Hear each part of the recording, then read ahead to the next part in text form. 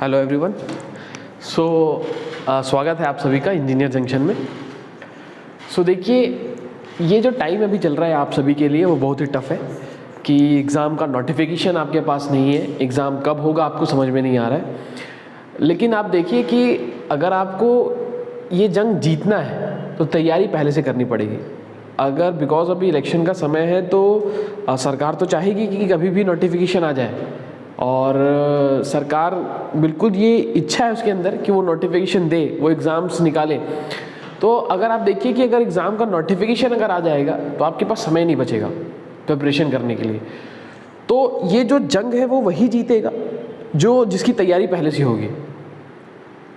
आपके पास अभी एमपी में अगर छत्तीसगढ़ की बात नहीं करें तो भी अगर हम सेंट्रल लेवल पर बात करें तो भी मई जून जुलाई में हो सकता है कि नोटिफिकेशन आए, बिकॉज लोकसभा का भी इलेक्शन है। उसमें भी आरआरबी का नोटिफिकेशन आ सकता है, आरआरबी जेई का और सीनियर सेक्शन इंजीनियर का। वो हमारे पास है एक वैकेंसी सेंट्रल लेवल पे, और उसको आना तय है क्योंकि वहाँ पर आरक्षण का मुद्दा नहीं है सेंट्रल लेवल पे। और सेंट्रल लेवल पे एसएससी जेई भी है हमारे पास। एसएससी जेई तो होना ही है अक्टूबर में, उसके लिए भी प्रिपरेशन चाहिए, और आरआरबी आपके पास ऑप्शन है। साथ ही साथ अभी एमपी में स्टेट इंजीनियरिंग सर्विसेज अगर आपने फॉर्म फिल कर लिया होगा तो, और आपके पास इलेक्ट्रिसिटी डिपार्टमेंट की भी वैकेंसी है। अगर छत्तीसगढ़ की बात अगर हम ना भी करें, और लेकिन वो तो करना ही है क्योंकि वैकेंसी तो आनी है। आपको मालूम है हर एक समस्या का हल तो होता ही है, तो इसका भी कुछ ना कुछ हल निकलेगा ही निकलेगा।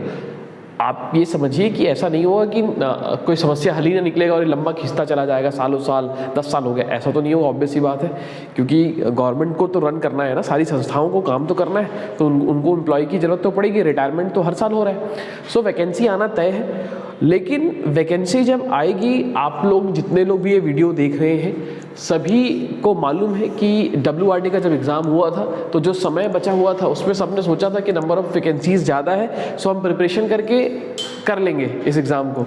लेकिन अल्टीमेट क्या हुआ ये आपको भी मालूम है कि जब नोटिफिकेशन आएगा उस समय आप जब प्रिपरेशन करना स्टार्ट करेंगे तो वो सूटेबल नहीं रहता है।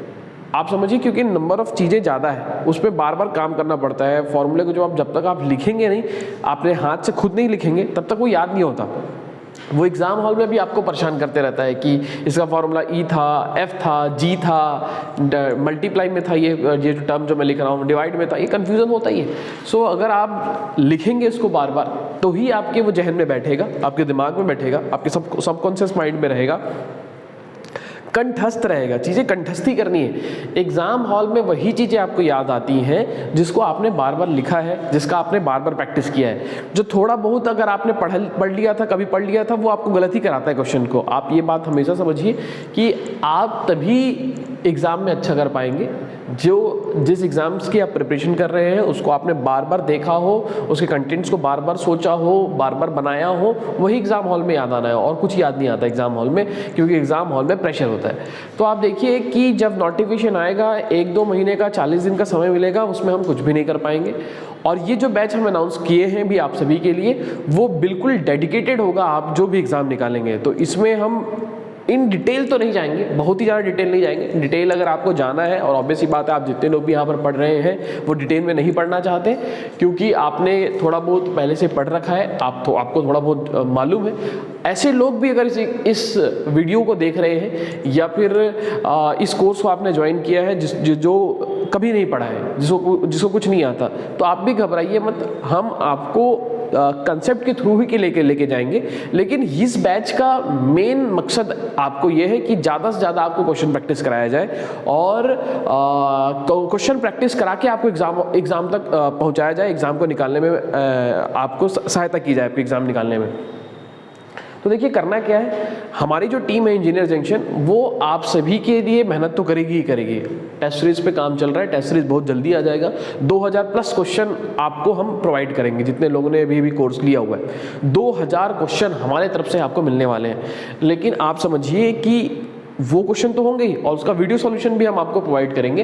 तो वो क्वेश्चन तो आपके पास है ही है, लेकिन आपको जो भी सब्जेक्ट्स अभी रन कर रहा होगा जब आप पढ़ रहे होंगे, तो उसके नंबर ऑफ क्वेश्चंस आपको बनाने हैं। इंजीनियरिंग सर्विसेज से क्वेश्चन बनाने हैं, गेट के 1 मार्क्स के क्वेश्चन बनाने हैं, और AE JEE के जितने भी प्रीवियस ईयर के क्वेश्चन है वो सारे बनाने हैं। जो भी क्वेश्चन में आपको प्रॉब्लम होगा वो आप हमें व्हाट्सएप ग्रुप पे या फिर टेलीग्राम ग्रुप में पूछ सकते हैं। टेलीग्राम ग्रुप अभी आपका बन जाएगा, आप वहाँ पर पूछ सकते हैं, ठीक है। तो जो जो सब्जेक्ट होता चला जाएगा उसका आपको नंबर ऑफ क्वेश्चंस बनाने हैं और उसके क्वेश्चन प्रैक्टिस करने हैं। हम आपको सीट्स भी करवाएंगे, सीट तो हम आपको सॉल्व कराएंगे ही, है ना। सीट हम आपको प्रोवाइड करेंगे, हमारा टेस्ट सीरीज तो है ही है 2000 प्लस क्वेश्चंस का, तो वो तो आप करेंगे ही करेंगे। तो आप देखिए जितने नंबर ऑफ क्वेश्चन आप बनाएंगे आप एग्ज़ाम निकालने के उतने करीब पहुँचेंगे, ये बात आप ध्यान रखिएगा, ठीक है। सो इस कड़ी में, ये जो प्रिपरेशन की कड़ी है, उसमें हम पहला सब्जेक्ट जो कि बेसिक सब्जेक्ट स्टार्ट करने जा रहे हैं, क्योंकि अगर इस सब्जेक्ट को आप नहीं पढ़ेंगे तो आगे आप सिविल इंजीनियरिंग के बहुत सारे सब्जेक्ट्स में प्रॉब्लम फेस करने वाले हैं। सो ये जो सब्जेक्ट है वो है मैकेनिक्स ऑफ सॉलिड। इसको हम स्ट्रेंथ ऑफ मटेरियल के नाम से भी जानते हैं, मैकेनिक्स ऑफ मटेरियल के नाम से भी जानते हैं। और सबसे मेरा फेवरेट है इसका जो नाम, फॉरेन जो राइटर जो बुक लिखते हैं उसमें आप देखेंगे तो थ्योरी ऑफ इलास्टिसिटी के नाम से। मेरा सबसे फेवरेट तो यही है, थ्योरी ऑफ इलास्टिसिटी, है ना। अभी हम आपको सब धीरे धीरे बताएंगे। तो ये मैंने सिलेबस लिख दिया था आप सभी के लिए। सिलेबस में क्या क्या है आप देखिए। Simple stress and strain, SFD and BMD बहुत इंपॉर्टेंट, ये तो इंपॉर्टेंट है। ये 5 स्टार जो है रेटिंग होगा वो सबसे हाईएस्ट होगा मेरा। अब मैं आता हूँ पूरा सब्जेक्ट्स पे आऊँगा, बहुत ही ज़्यादा इन डेप्थ में नहीं जाएंगे, लेकिन थोड़ा बहुत तो आपको समझाना ही पड़ेगा, उससे काम ही कैसे बनेगा। अगर हम आपको थोड़ा बहुत ही नहीं समझाएंगे तो काम नहीं बनेगा। डायरेक्ट मैं फॉर्मूला नहीं लिख सकता, थोड़ा बहुत तो आपसे बात करनी पड़ेगी, है ना। लेकिन वो इन शॉर्ट होगा, बहुत डिटेल में नहीं जाएंगे हम, लेकिन इन शॉर्ट पे जाएंगे। थोड़ा बहुत तो चर्चा करनी ही पड़ेगी आप सभी के साथ। SFD एंड BMD पे अगर हम बात करें तो ये भी इंपॉर्टेंट है। कोई भी एग्ज़ाम जिसमें सॉम का वेटेज है, अब देखिए आप सॉम का वेटेज है नहीं है ये मैटर नहीं करता ना, क्योंकि आप आगे जब आप स्टील स्ट्रक्चर पढ़ेंगे, उसके बाद आप ऐसे स्ट्रक्चर एनालिसिस पढ़ेंगे, और भी जो दूसरे सब्जेक्ट्स जो है जिसमें आपके पास इसका कंसेप्ट यूज़ होता है वो अगर पढ़ेंगे तो आपको समझ में नहीं आएगा, समझ रहे। अगर ये सिर्फ वेटेज के पॉइंट ऑफ व्यू से इंपॉर्टेंट नहीं है कि हाँ एग्ज़ाम में इतने नंबर का आता है, ये बेसिक सब्जेक्ट्स है। अगर आप इसको पढ़ लेते हैं सो आगे जो सब्जेक्ट्स हैं आपके वो आपके लिए अच्छे हो जाएंगे, ठीक है जी। नहीं तो आपको चीज़ें समझ में आने वाली नहीं है आगे सब्जेक्ट्स में, तो इसको तो पढ़ना जरूरी है। वेटेज भी है, एग्जाम में भी आते हैं क्वेश्चन, ठीक है। सो मैं बोल रहा था कि जिस भी एग्जाम में स्ट्रेंथ ऑफ मटेरियल आता है, जिस भी एग्जाम में स्ट्रेंथ ऑफ मटेरियल आता है, अगर उसका वेटेज, स्ट्रेंथ ऑफ मटेरियल का वेटेज अगर ज़्यादा है उस एग्जाम में, जिस एग्जाम में स्ट्रेंथ ऑफ मटेरियल आ रहा है, और वैसी बात है सब एग्जाम में आता है, लेकिन अगर कोई कमिटी है जिसने जो पेपर सेट कर रहा है और उसको डिज़ाइनिंग वाले सब्जेक्ट्स में ज़्यादा वेटेज देना है ना, जो आपका स्टील स्ट्रक्चर वाला पार्ट हो गया, स्ट्रक्चर एनालिसिस वाला पार्ट हो गया, इसमें अगर आपको ज़्यादा वेटेज देना है और ये मॉस वाला हो गया, तो सॉम का वेटेज अगर उस एग्ज़ाम में ज़्यादा है, डिज़ाइनिंग वाले सब्जेक्ट्स का जिसमें सॉम भी आता है उसका वेटेज अगर ज़्यादा है, तो SFD एंड BMD उनका उस कमिटी का सबसे फेवरेट टॉपिक होता है भाई। SFD एंड BMD वहाँ से क्वेश्चन आता ही है। One of the important topic simple stress and strain, इसके बिना तो कुछ काम ही नहीं होगा। जब तक आप स्ट्रेस स्ट्रेन नहीं जानोगे आगे कुछ समझ ही नहीं पाओगे। तो दोनों बहुत ही इंपॉर्टेंट है। Centroid end moment of inertia, यहाँ से भी क्वेश्चन देखे गए हैं, लेकिन ये इसलिए इंपॉर्टेंट है ताकि आप बेंडिंग स्ट्रेस और शियर स्ट्रेस इन बीम पूछ सके, जान सके मतलब। तो ये भी एग्जाम में आ जाता है कभी कभी। अगर मैं स्टार मार्किंग अगर बात करूं तो ये वन स्टार है। ये इसलिए इंपॉर्टेंट है, ये सेंट्रॉइड से भी क्वेश्चन आ चुके हैं, मोमेंट ऑफ इनर्शिया से भी क्वेश्चन आ चुके हैं। क्या है मैं आपको बता दूंगा। बेंडिंग स्ट्रेस इन बीम, ये सेंट्रॉइड और मोमेंट ऑफ इनर्शिया इसलिए पढ़ना है ताकि आप बेंडिंग स्ट्रेस इन बीम और शियर स्ट्रेस इन बीम को समझ सकें। स्लोप एंड डिफ्लेक्शन इंपॉर्टेंट है, एग्जाम में देखा जाता है क्वेश्चन। कॉम्प्लेक्स स्ट्रेसेस या फिर कहीं कहीं पर प्रिंसिपल स्ट्रेसेस या फिर कहीं कहीं पर लिखा होता है मोहर सर्कल, इंपॉर्टेंट है, अच्छा खासा वेटेज है। अगर सॉम से क्वेश्चन लेना है किसी कमेटी को तो ये उनके लिए भी फेवरेट टॉपिक है। थ्योरीज ऑफ कॉलम ये भी इंपॉर्टेंट है, थ्योरीज ऑफ कॉलम भी इंपॉर्टेंट है। टॉर्जन देखा गया एग्जाम में, नहीं देखा गया ऐसी बात नहीं। स्प्रिंग कभी कभी देख लिया गया। SSC JEE में आपका फेवरेट है, SSC JEE जो एग्जाम अक्टूबर में होना ही है, आप ये भी फेवरेट है। आ जाता है, क्वेश्चन आ जाता है। प्रेशर वेसल्स आता है, कभी कभार पूछ लिया जाता है, तो 3 स्टार मैं दे देता हूँ। Theories of failure, yes exam में आया, एसएससी जेईई में एग्जाम में पूछ लेता है, तो 3 स्टार भी इसको दे देते हैं। स्ट्रेन एनर्जी आता है, इंपॉर्टेंट है, स्ट्रक्चर एनालिसिस पढ़ने के लिए भी इंपॉर्टेंट है, इसलिए स्ट्रेन एनर्जी का बेसिक तो पढ़ना ही पड़ेगा, तो इसको भी 3 स्टार हम दे देते हैं। सो ये आप देखिए, ये हमारे पास सिलेबस है। थोड़ा वेटेज के पॉइंट ऑफ व्यू से मैं थोड़ा सा चर्चा कर पाया हूँ। आइए थोड़ा सब्जेक्ट्स पे चलते हैं कि सब्जेक्ट क्या है। तो देखिए, mechanics of solid, mechanics of solid, mechanics of solid, M for mechanics, mechanics, mechanics of solid. तो सबसे पहले समझिए कि ये सब्जेक्ट का नाम मैकेनिक्स ऑफ सॉलिड, इसका क्या मतलब है, बहुत शॉर्ट में, बहुत आराम से, बहुत धीरे से। सो मैकेनिक्स का मतलब क्या होता है, मैकेनिक्स एक साइंस का ब्रांच है जिसमें हम किसी भी बॉडी पे, अब वो बॉडी अलग अलग हो जाती है, फ्लूइड मैकेनिक्स में वो बॉडी फ्लूइड है, सॉइल मैकेनिक्स में वो बॉडी सॉइल है, इंजीनियरिंग मैकेनिक्स में वो जो बॉडी जिसकी मैं बात करना चाह रहा हूँ वो रिजिड बॉडी है, और मैकेनिक्स ऑफ सॉलिड, ये जो सॉलिड बॉडी है, मैकेनिक्स ऑफ सॉलिड, मॉस में, सॉम में वो जो बॉडी है वो डिफॉर्मेबल बॉडी है, डिफॉर्मेबल बॉडी।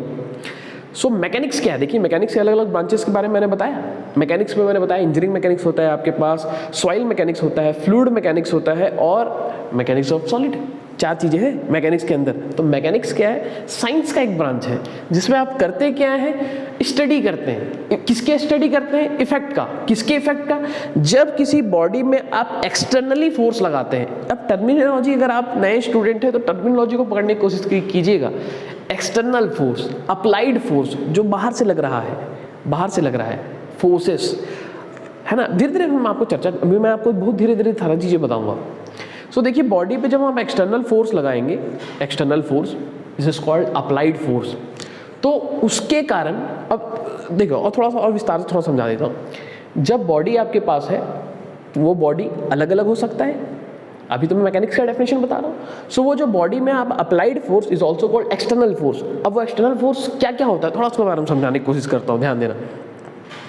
या फिर जब मैं मैकेनिक्स ऑफ सॉलिड में आऊँगा तो मैं उसमें बताऊँगा, ठीक है। अभी तो बस मैकेनिक्स का डेफिनेशन बता रहा हूँ। तो देखिए मैकेनिक्स में क्या होगा, मैकेनिक्स क्या है, तो साइंस का एक ब्रांच है जिसमें हम स्टडी करते हैं, इफेक्ट की स्टडी करते हैं। किसके इफेक्ट की स्टडी करते हैं, जब किसी बॉडी में, और वो बॉडी कैसा, किस कंडीशन में होगा, वो रेस्ट कंडीशन में हो सकता है और मूवेबल कंडीशन में भी हो सकता है। रेस्ट में होगा कॉल्ड स्टैटिक्स, मूवेबल में होगा तो कॉल्ड डायनामिक्स। डायनामिक्स के भी फर्दर 2 पार्ट्स हैं, इतना आपको नहीं जानना है, लेकिन थोड़ा बहुत आप सुन लीजिए, आप नहीं लिखेंगे तो भी चल जाएगा, इससे क्वेश्चन नहीं आएगा, ये आपके बेसिक्स को स्ट्रॉन्ग करता है।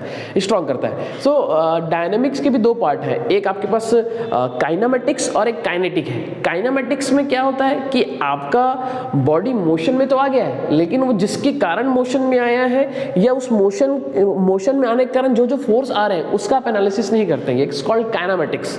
काइनेटिक्स में क्या होगा, वो बॉडी मोशन में है, उसका तो आप इफेक्ट देख ही रहे हैं, साथ ही साथ उस पर जो फोर्सेस लग रहा है, या फिर वो जो मोशन में आने के कारण जो फोर्स लेके आ रहा है उसका अगर आप स्टडी कर रहे हैं, इट्स कॉल्ड काइनेटिक्स। तो अभी तो छोड़ दीजिए, ये सब किसी बात नहीं करनी है। So what is the mechanics, किसी बॉडी पे वो रेस्ट में भी हो सकता है और किस में हो सकता है, मोशन में भी हो सकता है।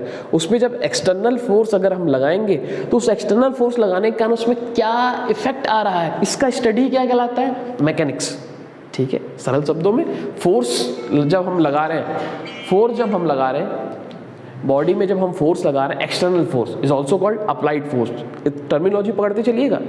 देखिए जब आप क्वेश्चन बनाते हैं ना, तो जब आप क्वेश्चन बनाते हैं आपको वर्ड समझ में नहीं आता, क्वेश्चन क्या बोलना चाह रहे हैं, तो क्वेश्चन वर्ड इसलिए समझ में नहीं आता बिकॉज आप थोड़े टर्मिनोलॉजी को आपसे कोरिलेट नहीं किया।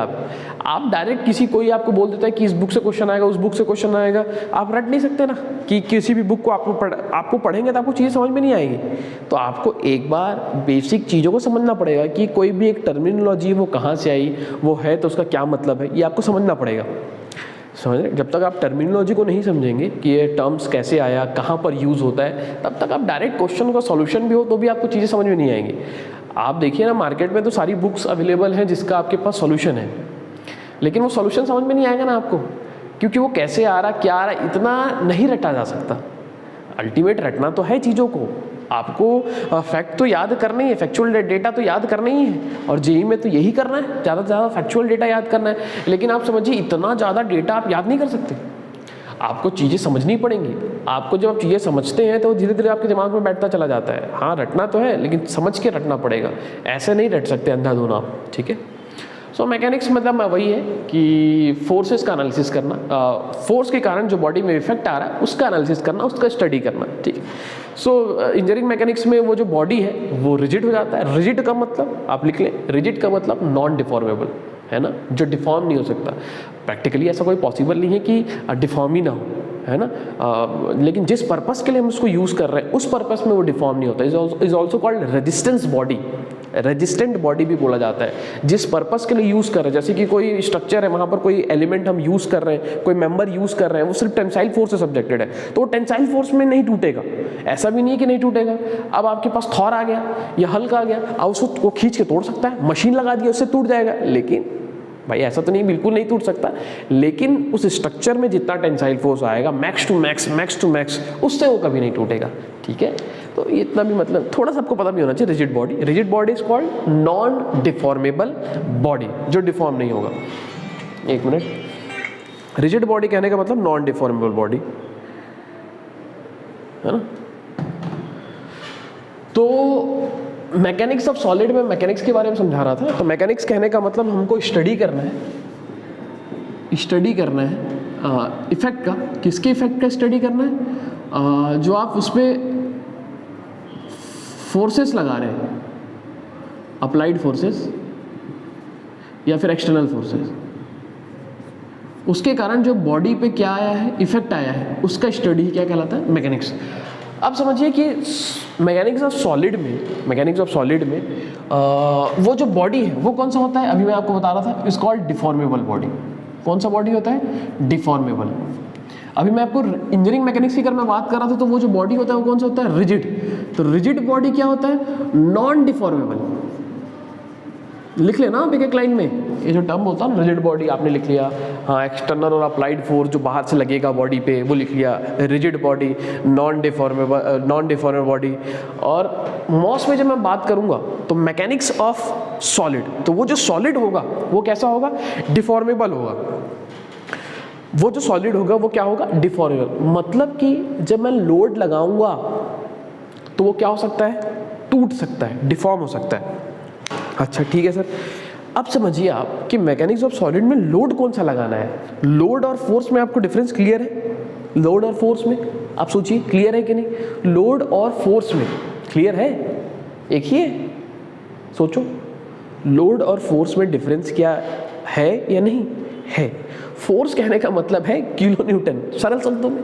यूनिट का इंपॉर्टेंट बहुत ज़्यादा है भाई साहब, जो भी आप वीडियो देख रहे हैं, यूनिट का इंपॉर्टेंट बहुत ज़्यादा है। यूनिट हर एक, जब भी आप किसी चीज़ को पढ़ें तो उसका यूनिट बिल्कुल ध्यान रखें। और जब किसी चीज़ को मल्टीप्लाई कर रहे हैं तो उन दोनों यूनिट से क्या नया यूनिट बन रहा है आपको बेसिक बिल्कुल पता होना चाहिए कि सेम यूनिट को ही प्लस और माइनस किया जा सकता है, एडिशन और सब्सट्रैक्शन सेम यूनिट का किया जा सकता है। बेसिक चीज़ें हैं जो आपने स्कूल में पढ़ रखी हैं, इंपॉर्टेंट है। जब भी कोई टर्म पढ़े, कोई नया टर्म आए तो उसका क्या यूनिट है बिल्कुल दिमाग में रखना चाहिए। यूनिट के साथ एसआई यूनिट भी और सीजीएस यूनिट भी, और यूनिट कन्वर्जन भी इंपॉर्टेंट है, ठीक है। आप बैठ के सब कुछ मीटर को एमएम में कैसे कन्वर्ट करें, मेगा पास्कल क्या होता है, गीगा पास्कल क्या होता है, आपको नेट पे सब अवेलेबल है, लेकिन एक जगह आपकी कॉपी में आ जाए, एक जगह आपकी कॉपी में आ जाए, ताकि रिवीजन में फिर आपके दिमाग में आ जाए। 1 जूल में कितना अर्ग होता है आपको पता होना चाहिए। 1 डाइन में न्यूटन और डाइन में क्या रिलेशन है, ये सब आपको पता होना चाहिए। ये सब आपका काम है कि आप जहाँ जहाँ भी देखें उसको एक शॉर्ट नोट्स में लिखते चलें, ठीक है।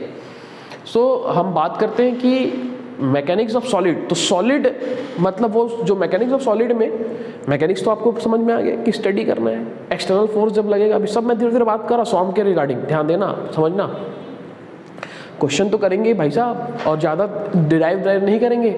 आप जो इन डेप्थ वाला लेक्चर है वो भी मैंने पढ़ा रखा है, वो भी हमारे पास अवेलेबल है, उसको भी आप देख सकते हैं। लेकिन बिकॉज ये टारगेटेड बैच है जेई के लिए, तो इसमें ज़्यादा से ज़्यादा हमें क्वेश्चंस करना है और पॉइंट टू पॉइंट चीज़ों पे बात करना है, ठीक है जी। आपका ज़्यादा समय हम नहीं लेंगे, पॉइंट टू पॉइंट बात करेंगे। हम ये समझते हैं कि आपने एक आध बार पढ़ रखा है या कहीं कहीं थोड़ा बहुत आपको आइडिया है, ठीक है। तो भी 1-2 स्टूडेंट्स ऐसे भी अगर उसमें हैं जिनको कुछ नहीं आता है, जिनकी अंडरस्टैंडिंग उतनी अच्छी नहीं है, उन सब के लिए हम ये मेहनत कर रहे हैं। और जितने लोगों को आता है, आपका ज़्यादा समय नहीं जा रहा है, आप टेंशन मत लीजिएगा कि ये सब बेसिक कितना क्यों बता रहे हैं, बस थोड़ा बहुत ही बेसिक मैं आपको बताने वाला हूँ, ठीक है। ठीक है। सो मैकेनिक्स ऑफ सॉलिड में जो आपके पास सॉलिड होगा वो डिफॉर्मेबल होगा। डिफॉर्मेबल मतलब कि डिफॉर्म हो सकता है यार, ये टर्मिनोलॉजी पकड़ लेना। डिफॉर्मेबल, डिफॉर्म हो जाना। डिफॉर्म होना मतलब देखिए, अब देखिए डिफॉर्म कैसे कैसे होगा उसको भी मैं आपको धीरे धीरे बताता हूँ, समझिए बात को। डिफॉर्म होगा मतलब टूट जाएगा, ब्रेक हो जाएगा, है ना।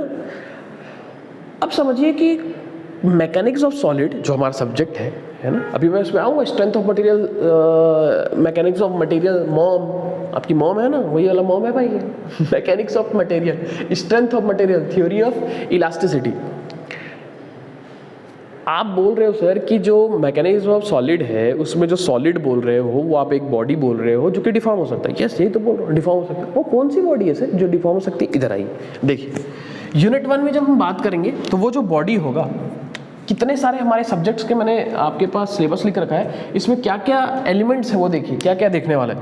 यूनिट 1 में आपको दिखेगा बार, बार, छड़, बार। यूनिट यही जो 2, 3, 4, 5 ये सब, ये सेंट्रॉइड है मोमेंट ऑफ इनर्शिया, तो इसी के अंदर पढ़ाना है, तो मैंने उसको अलग से लिख दिया बिकॉज यहाँ से मोमेंट ऑफ इनर्शिया से भी कभी कभी क्वेश्चन आया हुआ है, एग्जाम में आया, कॉम्पिटेटिव एग्जाम में आया, जेई में आया, एई में आया, ध्यान देना। तो सेंट्रॉइड और मोमेंट ऑफ इनर्शिया का पार्ट है बेसिकली, लेकिन मैं इसको हमेशा अलग से पढ़ाता हूँ, है ना, क्योंकि इससे भी क्वेश्चन आ गया। तो SFD and BMD, shear force diagram और बेंडिंग मोमेंट डायग्राम, ये भी किसके लिए देखते हैं? बीम के लिए देखते हैं। शियर फोर्स डायग्राम और बेंडिंग मोमेंट डायग्राम, ये भी बीम, ये सेंट्रॉइड और मोमेंट ऑफ इनर्शिया भी हम बीम के लिए निकालेंगे। बेंडिंग स्ट्रेस इन बीम, नाम में ही बीम है, ये भी बीम है। स्लोप एंड डिफ्लेक्शन, ये भी बीम का ही है। तो यहाँ पर जितने भी टॉपिक्स लिख रखे हैं सब किससे रिलेटेड है? बीम से। एलिमेंट्स, अलग अलग एलिमेंट्स जिस पे लोड लगने वाला है, एक्सटर्नल लोड, अप्लाइड लोड लगने वाला है, बार, बीम। ये तो बार के लिए भी देख सकते हैं, बीम के लिए भी देख सकते हैं, शाफ्ट के लिए भी देख सकते हैं, तो इसको छोड़ दो। थ्योरीज ऑफ कॉलम क्लियर है। कॉलम एलिमेंट कौन सा है? कॉलम, जो कि क्या होगा, जो कौन है, यही तो सॉलिड है, जो क्या हो सकता है? डिफॉर्म। और डिफॉर्म कब होगा? अपने आप डिफॉर्म हो जाएगा, तुम अपने आप गिर जाओगे क्या? जब तक तुम्हें कोई मारेगा नहीं तुम नहीं गिरोगे ना भाई, है कि नहीं है? और कोई अगर मारेगा तो तुम गिर भी सकते हो, नहीं भी गिर सकते हो। कब नहीं गिरोगे? जब तुम्हारे घर का छोटा बच्चा मार दे, गिर जाओगे क्या यार? मजाक में गिर जाते हो अलग बात है, कोई ऐसा मारता है मजाक में बच्चा तो गिर जाते हो। बच्चा खुश हो जाता है इसलिए। लेकिन आप समझिए कि बच्चा जब आपको मार रहा है मतलब लोड की मैग्नीट्यूड कम है ना, लेकिन वही आपके पापा मारे तो चप्पल उप्पल से डंडे से मारे तो आप गिर जाओगे, है कि नहीं है?